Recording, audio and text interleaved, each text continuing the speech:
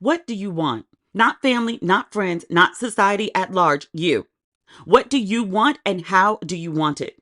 Without the noise of external opinions, you may have the space to find out. On the dating app field, curiosity leads the way towards intimacy with others and yourself. If life on field interests you, here's a closer look at exactly what happens there. Now, I love field because it doesn't gatekeep connection. In an age where dating apps create hurdles to finding your people, field is built differently. My favorite part, there's no fast swipe culture. Sometimes attraction takes time. Here, you don't have to make a split decision in order to see another person. Skip profiles, go back, and take the time you need to decide if you really like someone. Are you ready to give Field a try? That's FEELD. Download Field on the App Store or Google Play. Ladies and gentlemen, boys and girls, and those who don't identify as either, you are listening to Ratchet and Respectable. Man, I should have recorded this episode way earlier in the day because there's so much stuff that we have to like kiki and clown about. And I'm going to do my best when we get to those portions. But my anxiety is through the roof right now. I'm recording this at 6:24 on Tuesday. I should have recorded this. I've been up since the crack of dawn. I should have recorded this morning when I was like fresh and in good spirits. Today is election day for very important races in New York City. Zoran Mondani versus Cuomo. There's another guy running. Nobody's paying any attention to him. This governor's race in Virginia and also the governor's race in New Jersey. I am just on pins and needles. I really, really hope that people with good sense turned out to vote. So much is riding on these elections. I don't need to explain to you what a disaster it is with having MAGA people in charge. You need folks who are going to rage against the machine. And in each of these elections, you have people who are vocal and competent and speak up, at least against MAGA. The Democratic infighting, I could do a whole separate episode just on that. Like the refusal of these corporate Democrats to support the Democratic nominee for mayor in New York City. It just drives me up a fucking wall. Like you see someone who is inspiring people, encouraging people. We're about to find out tonight whether he can build enough momentum to move people to the polls and to actually vote for him. I believe that he can. He sparked something in his constituents. He has figured out an effective way to message to people. And the Democrats, it's like, even if you don't like the man, like him enough to get his comms person to share with you how to get shit done. A bunch of people got to run for office again. Y'all, I need y'all to get one band, one sound with this ish. And they just can't. Obviously, Penny is based in New Jersey, and that's why that election means so much, especially as somebody who got to pay property taxes now. I was like, oh, these local elections matter more to me than they used to. New York, I'm invested because it's right across the water, literally from Jersey. What happens in New York City especially, tends to have a huge effect on Jersey. But also, like, I lived in New York for 17 years. Like, I still consider it home. I have a deep emotional investment in the city and its success. I feel like the other millions of people who live in the city or who passed through the city at some point in their life, I feel like I contributed to the greatness of the city. I did what I could when I was there. And then Virginia, like I'm from Maryland. I've been living in Maryland for the last year. Virginia is another like right across the water sort of situation. Like DMV, we drive in and out of DC, Maryland, and Virginia all the time. Crazy shit starts happening in Virginia, it affects the people of Maryland. This DC area, we can't take no more hits right now. Like the federal government has been shut down for 35 days. It's chaos. People have gone without checks for 2.5 pay periods at this point. Some of them are at home. That doesn't make it any better. Like you sitting in the house and don't have no money and can't afford to pay the bills is a problem. But a lot of people are still having to show up for work. Air traffic controllers, TSA, other people who are considered essential services. So you getting off your ass every day, doing the routine and laborious labor of whatever it is that you do for a living and ain't getting no check for it. And you're banned by your union, by law, from striking. You could lose your job just for that. And it's like, no, you actually need the job because you ain't been paid. I know everybody on social media, whenever we talk about money, everybody makes six figures. And even still, there's very few people, even in the six-figure mark, because people got bills, that you can miss a paycheck or two or what's coming on three and not have severe consequences to your finances. People are out here just hurting, just really, really hurting. And then the SNAP benefits, the folks' benefits expired at the beginning of the month. And even though two judges have ruled that it's illegal for the federal government to withhold SNAP benefits from the folks that need it, they have the money. They have they have an emergency fund for situations such as this, and the federal government is refusing to disperse the funds. I think at first they said, "Well, we'll give you half, so you have a little something, but we're not giving you the whole thing." And then Trump was tweeting earlier today, like willing to defy a court order, which ain't the first time and clearly won't be the last, to be like, we will gladly give people their SNAP benefits when the Democrats stop holding up the government and vote to open it.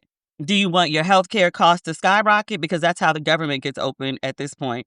Or do you want people to eat like, now? So food or healthcare, you're fucked either way.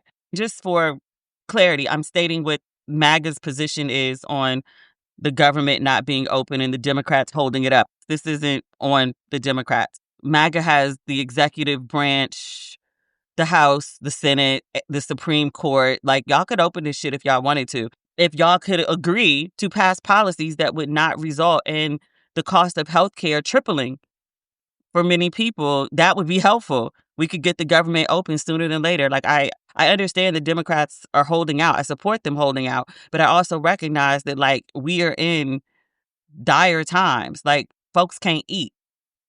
You know what else is sad? People who have never been on SNAP benefits all over the internet telling people how much food they should be able to buy and ration across a month. If you've never had to be on benefits, and almost 15% of the country receives SNAP benefits. I wasn't aware of those numbers until SNAP was all in the news, which I was like, that's a lot of people. Like something like 44 million people receive SNAP benefits. People have been all over the internet saying you should be able to afford this, or if you bought this and you just divvied it up over this and this and this. And there was this guy raging the other day. A woman had written about her kid was in some sort of therapy group and she bought cupcakes for the children using her SNAP benefits. She was complaining that the cupcakes were $24. So the guy sees this and he's ranting about it online. And he was like, my taxes shouldn't be going toward cupcakes. Like, people are supposed to be using SNAP for, whatever he felt SNAP should have been used for, buying basics that'll stretch the month or whatever. And he was just raging, raging, raging. And I was like, one, please tell me a dozen cupcakes does not cost $24. Like, that's the real crime here. And then also, like, sir, do you realize you're ranting about cupcakes for children? Children in therapy at that. You listen to this podcast on a regular basis. This is not a BetterHelp ad. I'm just pointing out there are a lot of BetterHelp ads. And in almost every ad, I say, I believe in therapy, especially for the people that don't think you need it. Friend, you do. I also reiterate, you don't need to have a reason to go to therapy. The same way you go to a doctor for a physical checkup, you can go to a therapist for a mental checkup. Like, I believe in therapy. My understanding of therapy, and correct me if I'm wrong, most times that I've heard about children being in therapy, there's been some sort of trauma in the child's life.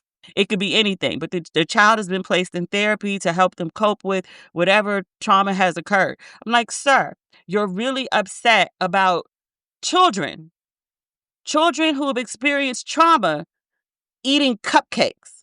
This is what sends you into a rant on your social media. Yeah. And people have lost it.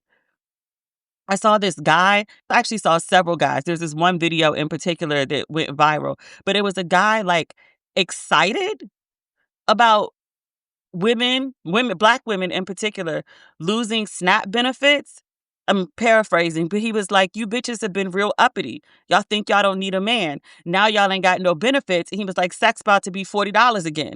And I was like, sir, you are on the internet with your full face showing, celebrating people, Black women and their children, not being able to eat so you can gain more sexual access to them or cheaper sexual access. I'm like, sir, if you want sex to be $40, I don't think sex workers charge that amount. I'm not sure what the going rate for pussy is these days. I think it's probably higher than $40. If what you want is a transactional sexual exchange, there are literally professional sex workers if that is their trade. Talk to them nice, agree on the acts that you would like performed or you would like to perform on them, pay the monies, and go on your way. That guy ended up having to apologize. I'm like, maybe his black mama, his black grandma. I'm almost positive some black woman in his life came to him and was like, "What the fuck is this? Like, you look like an idiot." But he ended up apologizing. I mean, it was half-assed. Like, he was chewing gum through the whole apology. Here's the thing, though. He did this apology and he was like, "Yeah, I just, I create content." He was like, "I really just did it for clout." Nigga, what?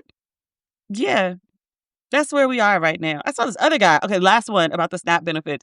There was a guy, I think he was in Sam's Club, and he was dancing in the aisles, celebrating the emptiness of the store. And he was like, "Yeah, y'all got y'all SNAP benefits cut, so now y'all can't come to the store." And then he's like dancing in the aisle while wearing a Jesus Saves sweatshirt. And I was like, I hope the Lord smites you. I hope you look back and get turned into a pillar of salt. Like, nigga. That's the type of shit people are on. I need adults in charge again. Like, it's so bad to the point that I was like, with me and all my baggage, I was like, do I need to run for office? Maybe I just join somebody's comms team or something, do a little PR consulting, something like that. But I was like, something's got to give. And the way I be complaining and upset and enraged at the choices people are making, I was like, do I need to put skin in the game?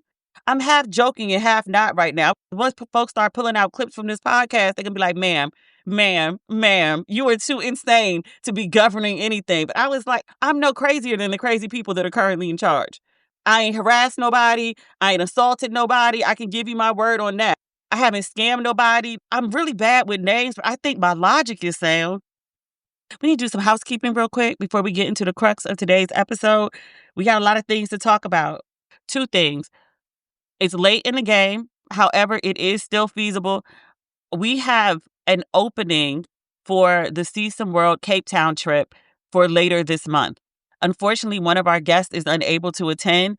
So if you would like to, and you have the means and the time to join the Cape Town trip, shoot me an email on my website, demetriallucas.com. So the dates for this trip, it's a Thanksgiving trip. It's November 25th to December 4th, like 9-10 days in South Africa. We do all the things. Like, we do the Mandela things, we do the safari things. We're doing the MCC festival. It's like MCC is South Africa's version of champagne. They can't call it champagne because it's not in Champagne, France, but you get the gist. We have Thanksgiving dinner at a winery. We have lots of good eating at my favorite restaurants. You know, I love a good sunset. You know, I love a good rooftop. We can combine the two even better. We got some brunches going on. It's a lot.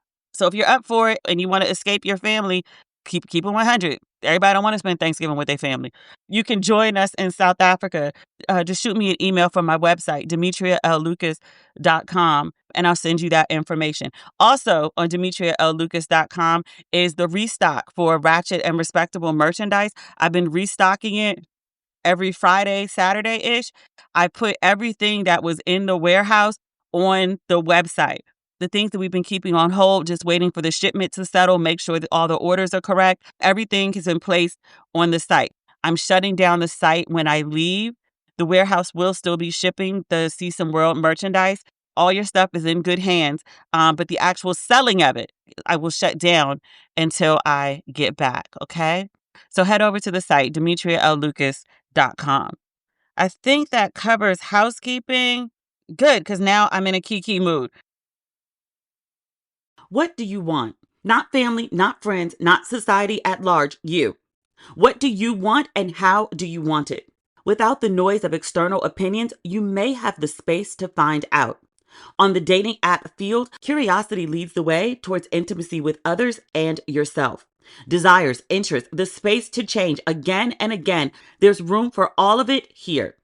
If you have a fantasy, say it. If you have a desire, include it in your bio. You just may get what you want. If life on field interests you, here's a closer look at exactly what happens there. Now, I love Field because it doesn't gatekeep connection. In an age where dating apps create hurdles to finding your people, Field is built differently. They don't guide your desire. You will be neither punished or rewarded for exploring your desires, unless that's your thing. In a place where there's no pressure to be anything, who will you be? My favorite part, there's no fast swipe culture. Sometimes attraction takes time. Here, you don't have to make a split decision in order to see another person. Skip profiles, go back, and take the time you need to decide if you really like someone. Are you ready to give Field a try? That's FEELD. Download Field on the App Store or Google Play.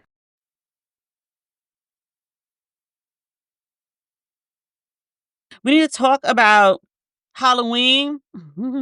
I don't celebrate Halloween.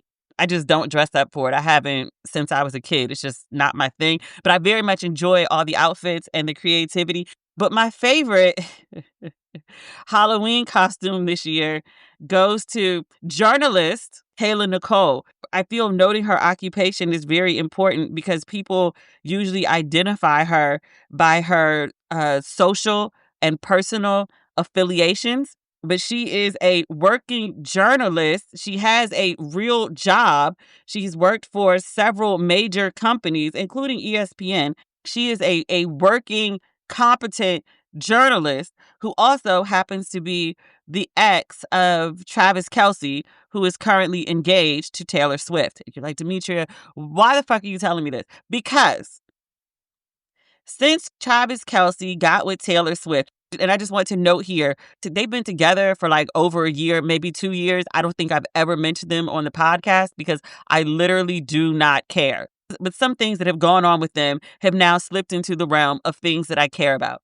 These two got together, and once they became public, because they were ducking it for a while, once they became like TikTok official, if you will, people began harassing Kayla Nicole, the journalist. And for all this time, she hasn't really said anything other than acknowledging, yes, her fans say crazy shit to me. She's talked about what she's experiencing, but she's never really thrown shade at him. She's never really thrown shade at Taylor Swift.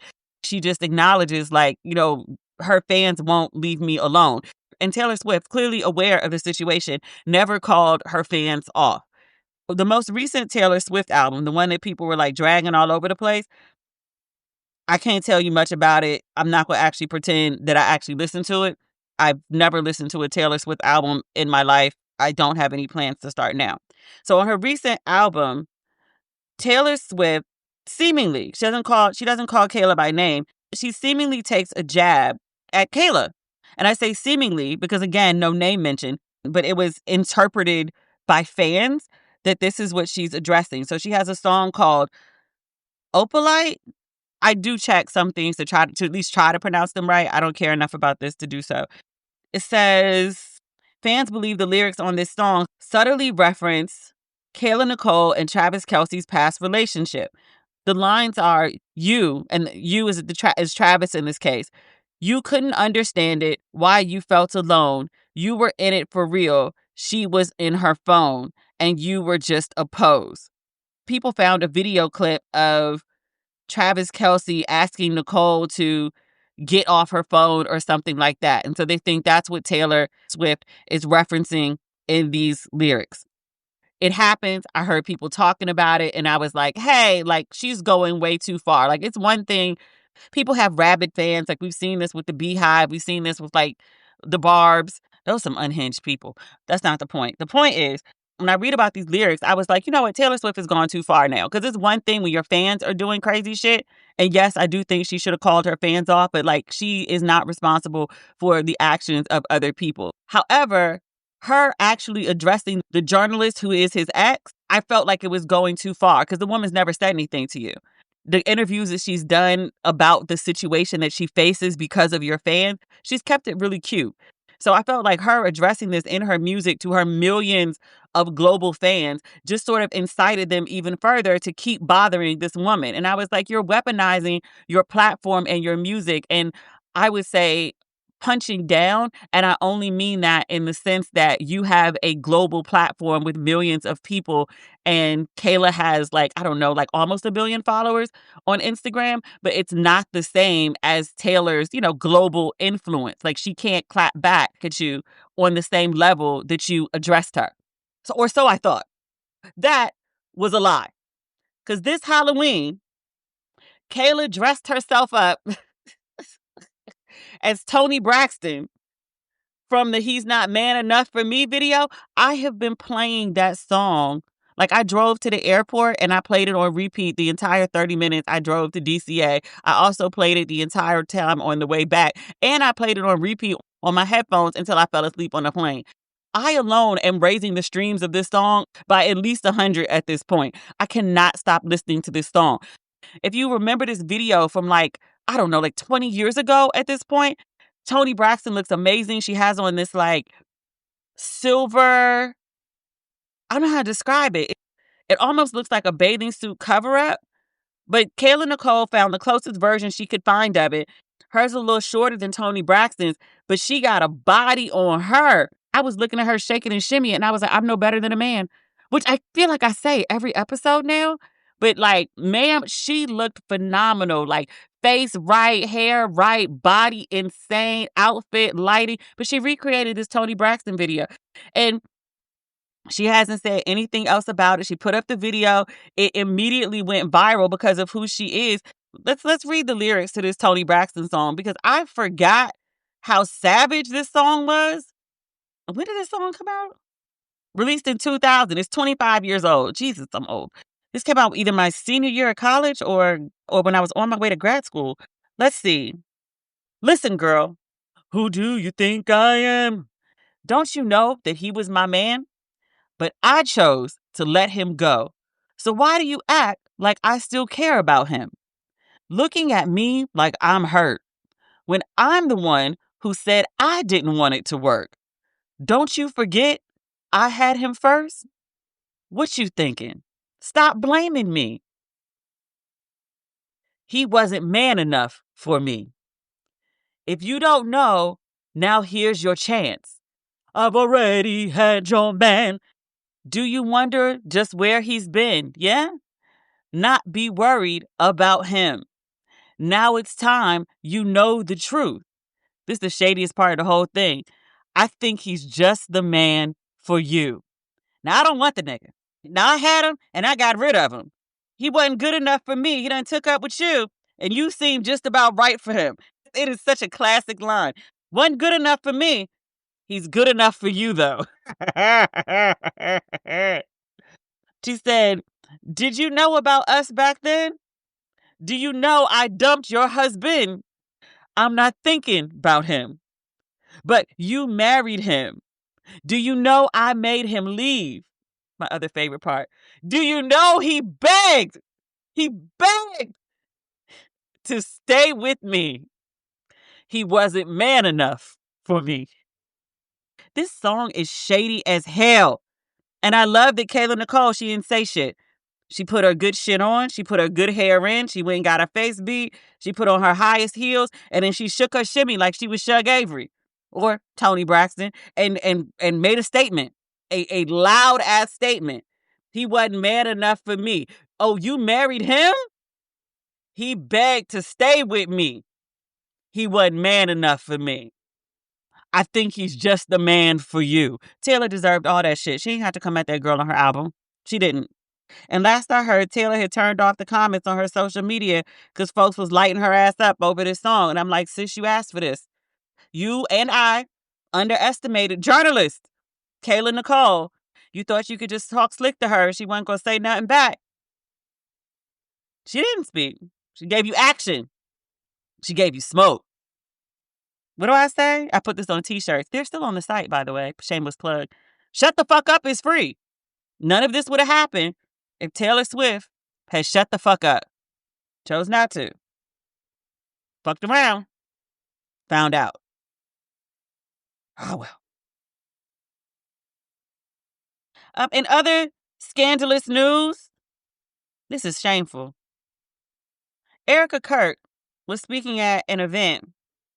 Vice President, the married man, he's married to a woman of color. They have 3 of color children that they have created within their marriage. I think they've been married like 15 years, something like that. We don't see too much of her. Last time I saw a picture of her, it was right after the infamous podcaster who was murdered on camera. Him. Usha Vance, that's the vice president's wife. She was escorting her off of Air Force Two They had flown the plane out to pick her up and I think take the body to another city. But she was consoling the blonde widow as she was going down the stairs of Air Force Two. The vice president and his wife rushed to be at her side in her time of need. So the widow, and we think we talked about her before, her lack of mourning, her grifting in the wake of her husband's untimely departure. But the widow was speaking at an event for her husband's organization, her deceased husband's organization, which she now runs. She was introducing JD Vance, and she said, let me look this up. I don't want to paraphrase this one because it was so bizarrely said. Yahoo refers to it as, quote, a jaw-dropping moment. She was introducing the vice president before a sea of 5,000 spectators at the University of Mississippi. Surprise, surprise. What Nina Simone say? Mississippi? God damn. She said, no one will ever replace, she used her husband's name, which I'm obviously intentionally not using. And she said, but I do see some similarities of my husband and JD. And then she corrects herself. She says, vice president, and then she names him. And then he comes up to the podium. And as commonly occurs when, there's an introduction and there's a trade-off, people give a nice hug as part of the transition, especially when they're like familiar with one another. She presses, actually, I can't even say she, they press their whole bodies together. His chest is on her bosom. Her pelvis is on his pelvis. Church folks would say, hey, leave room for Jesus. Wasn't no room for Jesus, air, nothing. Like they were fully pressed together. And then he puts his fingers at her waist, ever so. And then she puts her fingers into his hair on the back of his neck. And I was like, oh, they fucking. I don't embrace people like that unless we're having I think you're the love of my life situation. If I'm gripping up your head like that, we have known each other in the biblical sense. And not just known, but we've known each other well. The shit was good. You hit the bottom. And I was like, this is what you're doing on stage. Like we can see you. There are cameras. There are 5,000 people in the audience. They were so wrapped up in each other. It's like they forgot everybody else was there. This woman is sitting up here in like some pleather pants pressed up against somebody's husband with her hand in the back of his head. And this married man, sir, you are married. You are the second in command of a country of 300 million. You are married, a Catholic at that, with 3 children on stage with your body pressed up against another woman with her hands in the back of your head and your hand on her waist. Y'all fucking. And it's good. I said this online. I was like, JD Vance is blowing her back out. He is hitting the bottom. People were like, hey. They might just be into some freaky shit. Maybe he got some good tongue game. Nothing about this man says hit the bottom. And I was like, but look at her. She reacts to him in public like he done turned her ass out. Something happened. I don't know if a tongue can do all that. Like I'm telling you, the practice he had on those couches is paying off. He doing something. It be them little weird nerdy ones sometimes. They sit around and watch porn all day and practice their technique on like couches and pies and shit. He doing something to that woman, the non-grieving widow. So people online have been talking about his wife and they're like, hey girl, like you in danger. Your marriage is in danger. Like, do you see this woman is pushing up on your husband and your husband is pushing himself up against this woman in public? She is in danger. I don't feel the least bit bad for her though. At the point your husband was running around trying to turn immigrants into second-class citizens and condoning the bullshit with this administration of rounding up people of color and kidnapping them and alligator Alcatraz and all the cruel and unusual and depraved and horrific things that have been happening to people of color, you will sit right up there with him like you not a person of color, like you don't come from immigrants, like you don't have brown children with this man. Good for me, but not for thee. Bitch, please. You were complicit with this whole shit. So people are like, oh my God, poor Usha, fuck her. She sits right up there beside him. She lays in the bed right with him while he's doing all this evil, terrible shit. She's with the shit. She probably just didn't think he would turn on her. I have made the mistake before, quite publicly at that, of being friends with somebody who everybody was like, hey, shady, terrible, horrible reputation. And I'm like, nah, she would never. Oh my God, she would never, never, not to me. She don't, the way she be doing that shit with y'all, she would never try that shit with me. Like, come now, you know me. She would never until she did. And then I was like, I can't believe she did that shit. And everybody was like, hey, what she did is really fucked up. And I'm really sorry. I'm sure that was very hurtful to you. And also, we told your ass, we told you who she is and how she operates, and you didn't want to listen. So I'm sorry you got your feelings hurt, but everybody tried to warn you. That's how I feel about Usha. You sit up here and see the same crazy shit that we do. You knew the man was grimy. You laid down with dogs, and now he about to dog your ass out on a public stage. Like, this is scandalous. I was like, ma'am, your husband's body hasn't even really started decomposing yet. He's only been underground for not even 3 months. Like, the body is still fresh. The dirt ain't settled over the plot yet. And yet, another man got his fingers wrapped in her waist and she got her hands in his head. Scandalous.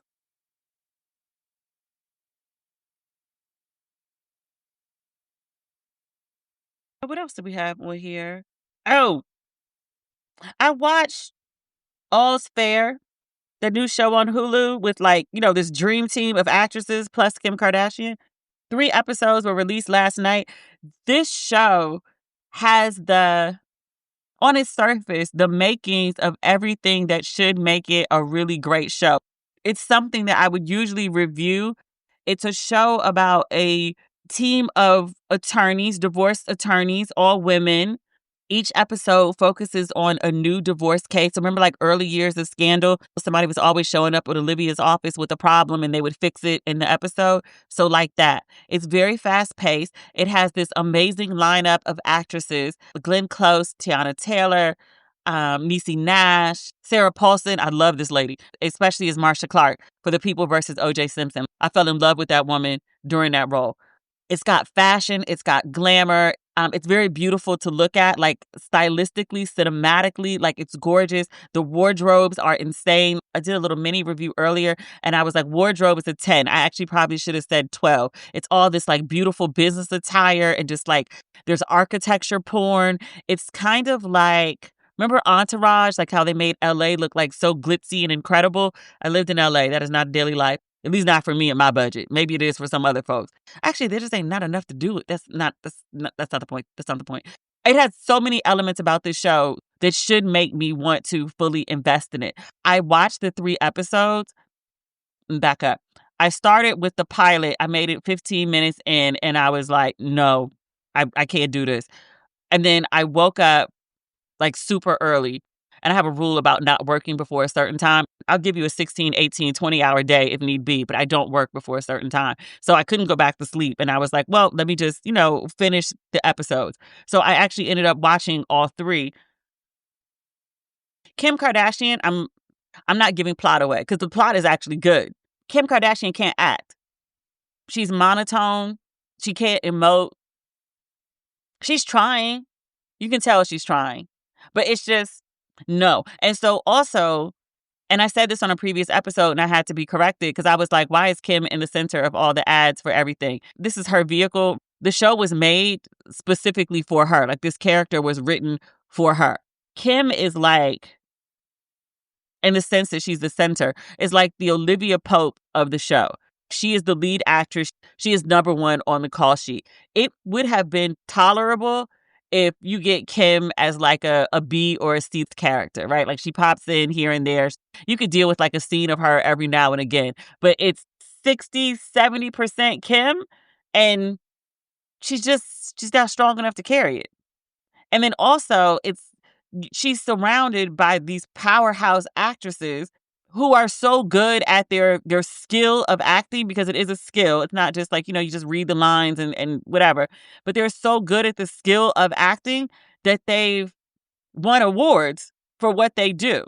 And so you're literally surrounded by these award-winning actresses, and then it's Kim, and it's like the contrast of how good they are and how ungood she is like painful. On top of that, it's not a particularly well-written show.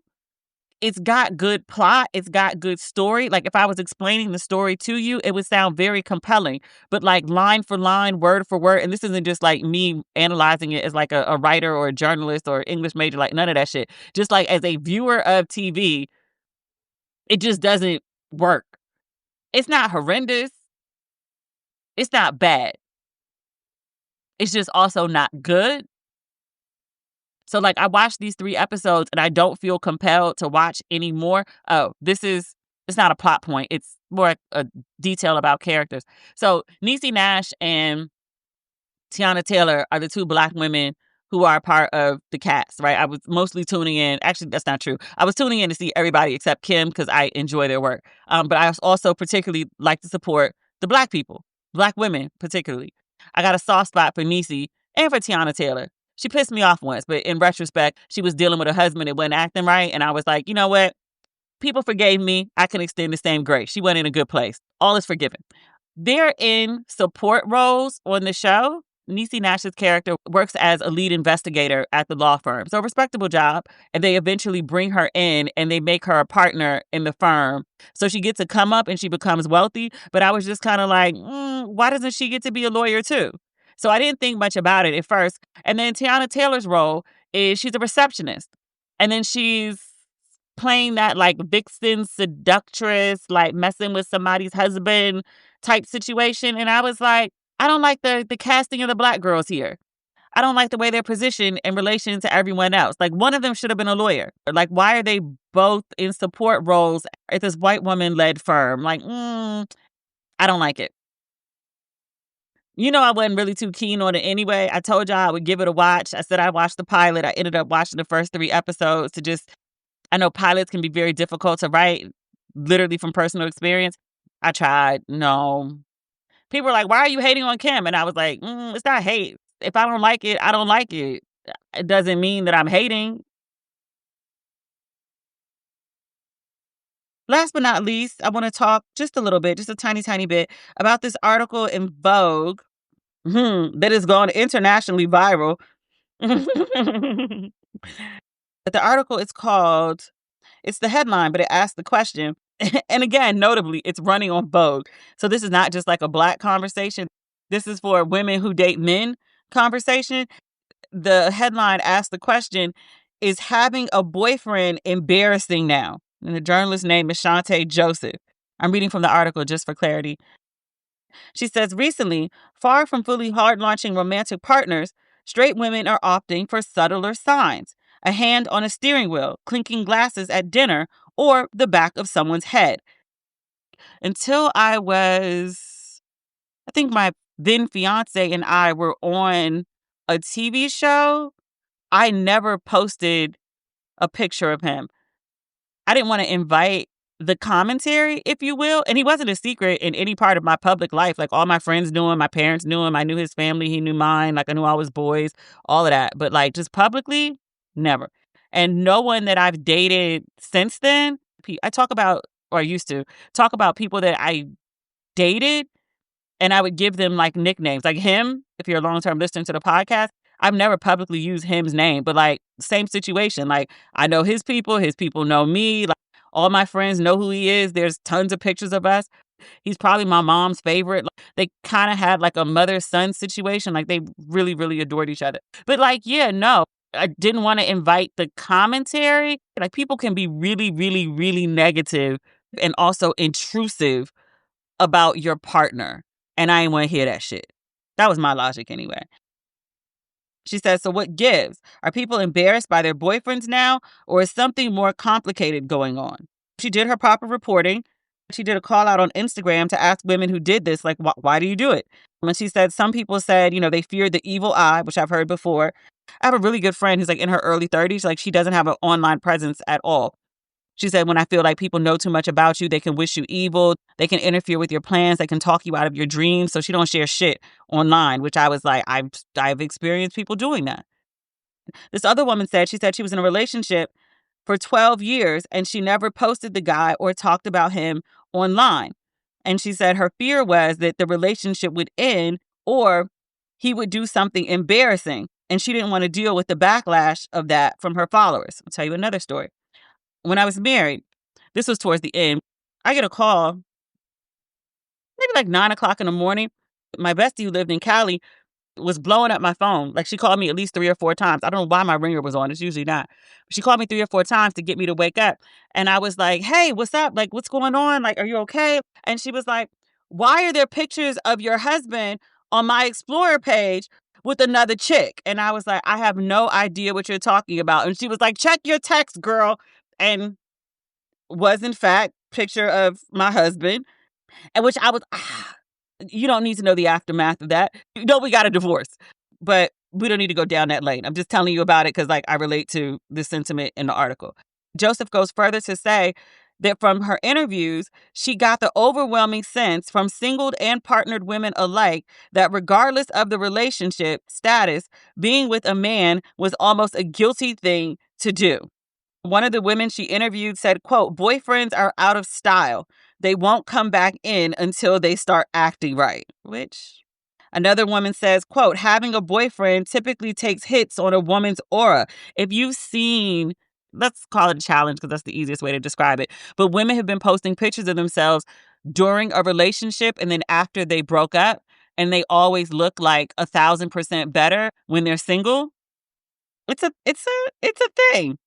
And Joseph also notes that the two women who are saying this, the boyfriends are out of style and that women take a hit to their aura when they're in a relationship. She says both of these women are in relationships. And she said, this is something I often see online. She says, even partnered women will lament men and heterosexuality, partly in solidarity with other women, but also because it's now fundamentally uncool to be a boyfriend girl. She talked to a woman who said she lost hundreds of followers when she announced that she had a boyfriend, even though she doesn't post him. This is my favorite part of the article. She says, for my conversations, one thing is certain. She has a very Candace Bushnell, the book Sex and the City tone when she writes about this. She says, the script is shifting. Being partnered doesn't affirm your womanhood anymore. It is no longer considered an achievement. And if anything, it's become more of a flex to pronounce yourself single. Obviously, there's no shame in falling in love, but there's also no shame in trying and failing to find it or not trying at all. Facts. I was just online earlier today when I was up at the time before like I okay myself to work. I was reading a thread of women talking about how long they'd been single and why they prefer it. Like, I don't know, like 500-600 responses. And people had purposefully not dated in years. They were like, my last relationship was so trash that I'm just like over it. Or I have these conversations with men and it's like all they want to do is like have sex. They talk to you crazy. Like you can't even have like a good first date. They want to do these cattle call coffee dates. They want to spend the least amount of money, put in the least amount of effort, more importantly, as possible, and then try to immediately fuck you. And they were just like, no. What I'm reading from the women is that so many men don't have emotional intelligence. They don't know how to communicate. They're not emotionally available. They're not consistent. And the women are just like, I've built a good life for myself and I just cannot subject myself to the way that men behave. So I'd rather do single. So much of this article rings true. This has gone viral. My hope, because I've seen this happen with a bunch of other people who've written like these really big articles that become these cultural touch points. They end up with a book deal off of it. So I feel just, as somebody who used to be a life coach in dating and relationship and also a dating and relationship editor for 4 years I was at Essence, I would be all over this content. I would be having an interview with this woman. I would be gathering a bunch of women together to have a roundtable discussion about like the state of dating. That's actually really not a bad idea. I just need to fund it. Think about that. The crazy part is I was really just about to say, and I was like, oh, but I'm going overseas. Here's the thing. I have not been to any country, especially like the last few years where I've been on this whirlwind bouncing from place to place to place in quick succession. The conversations that we have about men and just not meeting the bar here in the States are the exact same conversations that happen in Ghana. They're the exact conversations that happen in Cape Town and Johannesburg. When I was hanging out with people in Kenya, same thing. Like, it's just, men ain't acting right. And women worldwide are like, what am I supposed to do with this? I'm not putting up with this. And so here we are. Yeah, Shantae, girl, milk this moment as you've been doing. I follow you on socials now. I see you doing everything you're supposed to do, but also spin this into a book deal while it's hot because you wanted something here. This is the last part. She notes that where being single was once a cautionary tale, you'll end up a spinster with loads of cats. It's now becoming a desirable and coveted status. Another nail in the coffin of a centuries-old heterosexual fairy tale that never really benefited women to begin with. Yeah, girl, go on and get your book deal based off this. Do what you're supposed to do with this, sis. I'd be disappointed if you don't. At least try. You gotta try. All right, that's the episode. Just a reminder, if you're interested in Cape Town for Thanksgiving, it's 3 weeks away. Like, you need to hit me immediately if you would like to pull this off. Cape Town doesn't require a visa, but there are some back-end things that we would need to do to make sure you're good if you would like to join the trip. So, DemetriaLLucas.com. Just hit contact and send your message. We'll get you what you need. And then also, Ratchet and Respectable Merchandise, DemetriaLLucas.com. By the time you are hearing this, I will likely be on a train to New York. I'm probably going to do what I did in Atlanta last week, where I document my day. It's a big one. That's as much as I can tell you. So follow me really on Instagram. I'll be posting my stories throughout the day with pics and video of whatever I encounter when I'm in the city for the day. We'll be back. You might get a bonus episode this week. Depends on what happens tonight. All right. Talk soon. Bye. Wait, don't go. I'm back. Oh my God. Memdani won. He won. He's going to be the next mayor of New York City. Oh my God. He did it. He actually fucking did it. This is amazing. Jersey turned out the way they were supposed to. I will not be living under tyranny. Oh my God. The relief in my heart. I have been carrying this for so long. I was so scared. I fucked up my life and was moving into a MAGA state. Oh my God. Virginia, governor, same thing. They didn't neglect the crazy lady who happens to be Black. That's the lady who is like, solar energy doesn't work at night. Ma'am, whatever. She's out.